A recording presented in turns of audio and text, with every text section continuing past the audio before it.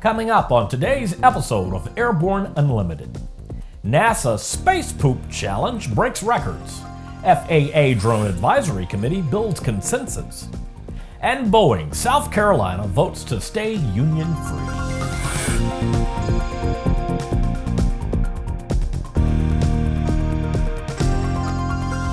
Hello, I'm Christopher C. Odom. It's February 21st, 2017, and this is Airborne Unlimited.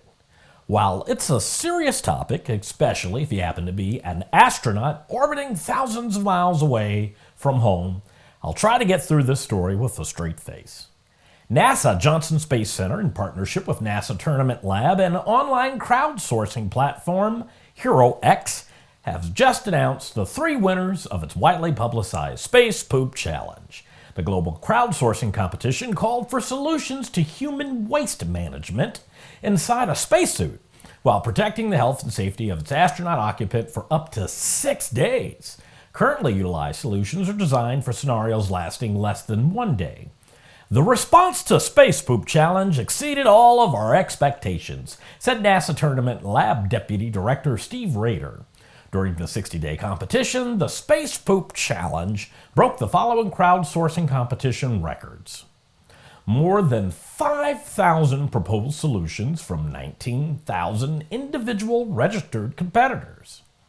More than 150 teams from every country and continent on Earth, including Antarctica, participated. The challenge received unprecedented attention from top-tier media outlets. An especially active online community viewed the challenge video over 100,000 times. In just 1 month, the challenge website had over 300,000 page views from 2,000 unique sources from around the world. The Drone Advisory Committee recently held its second meeting in Reno, Nevada. The DAC is an RTCA federal advisory committee comprised of executives who represent a wide array of stakeholders, including unmanned aircraft manufacturers and operators, traditional aviation groups, labor organizations, radio and navigation equipment manufacturers, airport operators, state and local government officials, and academia.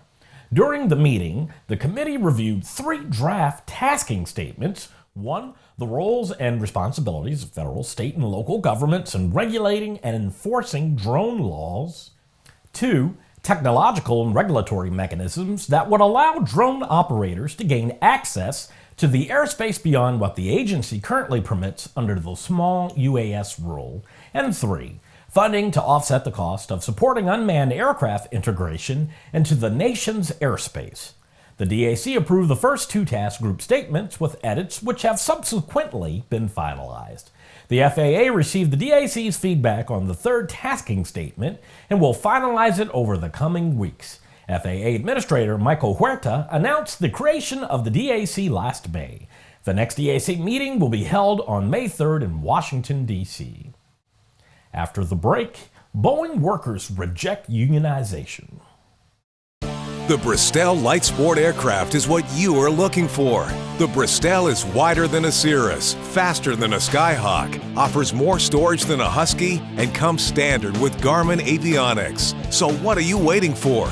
Visit Bristol.com to find out how you can get into a Bristol today. Come experience the best of model aviation at the AMA Expo East in Secaucus, New Jersey. 100 booths, flying demos, make and take activities for kids, and many guest speakers including AMA Ambassador Hoot Gibson. Visit amaexpo.com to get your tickets, and we'll see you February 24th to 26th. Explore no-limits flying in the FAA-certified Sea Ray Amphibious LSA, one of the top 3 best-selling LSAs in the U.S. Progressive Aerodyne Sea Ray comes equipped with a Rotax engine and exhibits extraordinary handling on land, water, and in the air. Check it out at www.searay.com. Welcome back. If you have a story suggestion for Airborne Unlimited, Aero-TV, the new AMA Drone Report, or our website or podcast, just email to news-spy@aero-news.net. Workers at Boeing South Carolina voted to reject the International Association of Machinists' attempt to unionize the site. A total of 2,828 teammates of the approximately 3,000 eligible to vote cast ballots, with 74% voting in support of the company. "We will continue to move forward as one team," said Joan Robinson-Berry, Vice President and General Manager of BSC. "We have a bright future ahead of us, and we're eager to focus on the accomplishments of this great team and to developing new opportunities.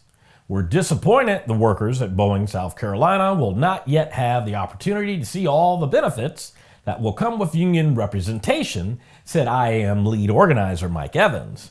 "But more than anything, we are disheartened they will have to continue to work under a system that suppresses wages, fosters inconsistency, and awards only a chosen few." The IAM responded that South Carolina has the lowest percentage of union members in the U.S. "Boeing management spent a lot of money to make sure power and profits remain concentrated at the very top. The company's anti-union conduct reached new lows," said Evans. "The IAM remains committed to getting Boeing South Carolina workers the respect, wages, and consistency they deserve." Every Tuesday, we look ahead at some of the more interesting events in the aviation universe. Here's this week's Aero-Calendar.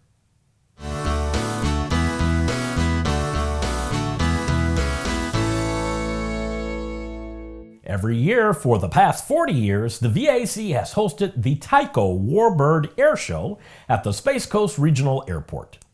Join them on March 10th through 12th, 2017 for a 3-day festival of all things Warbird.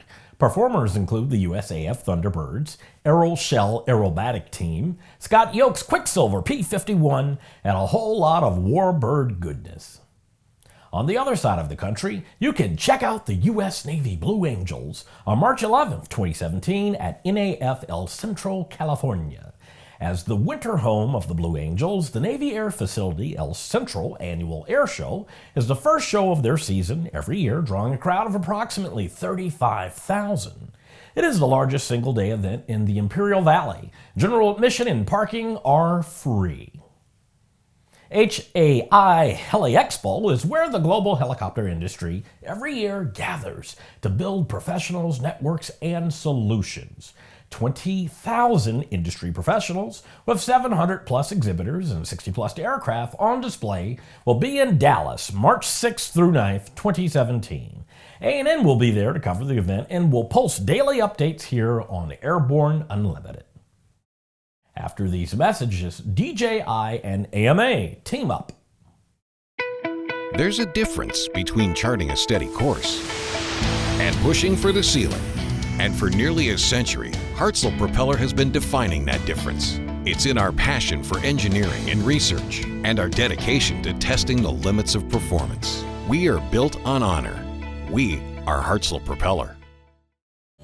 Build and fly with the most exciting line of kit aircraft on the market, the Sonex Aircraft B models. The B models offer more room and comfort, more fuel, more panel space, more engine choices, and the same great Sonex Aircraft flight characteristics. Learn more at sonexaircraft.com. Redbird Flight Simulations is dedicated to revolutionizing flight training by designing, manufacturing, and delivering affordable and innovative flight training technologies. Each Redbird device is designed to enhance the training experience for pilots of all levels, from student to ATP. Redbird is quickly becoming the industry standard for flight training.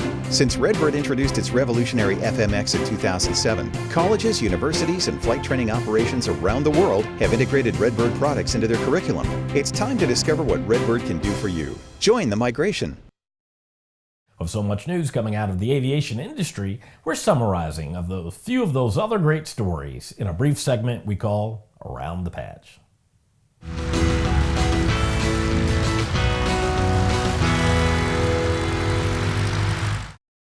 DJI and AMA are launching a joint program to promote safe and responsible drone operations, train public safety officers to use drones effectively, and support educational outreach efforts.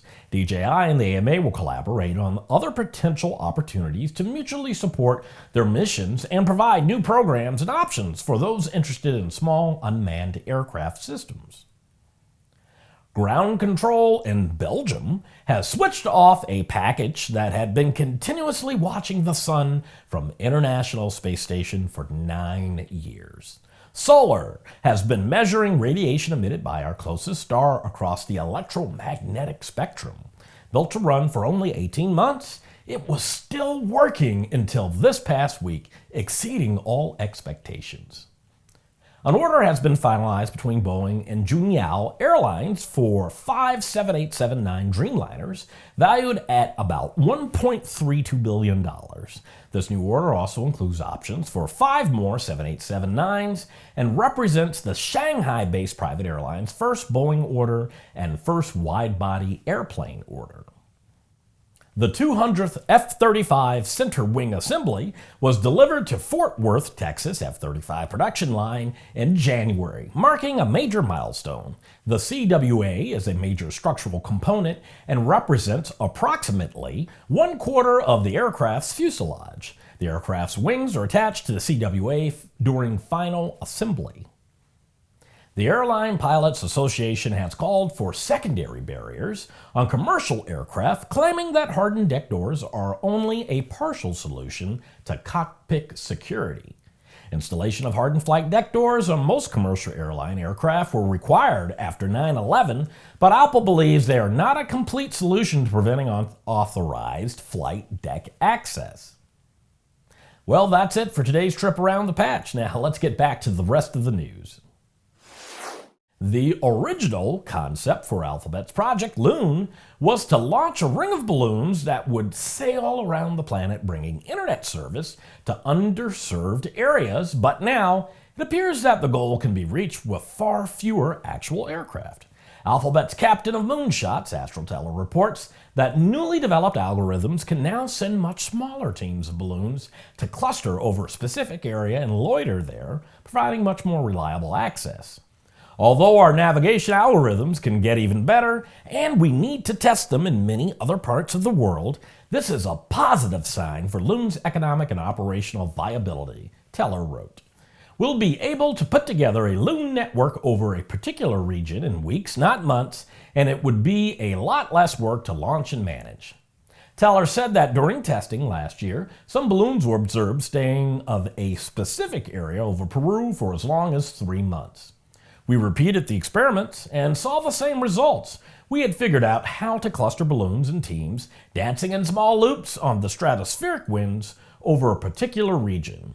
Teller says there is still a lot of work to be done before Project Loon becomes a commercial enterprise. Well, that's our program for today.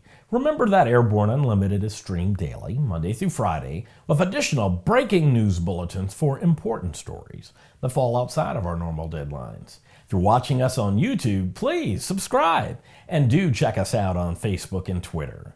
Get comprehensive, real-time, 24/7 coverage of the latest aviation and aerospace stories anytime at aero-news.net. Keep flying. We'll see you tomorrow.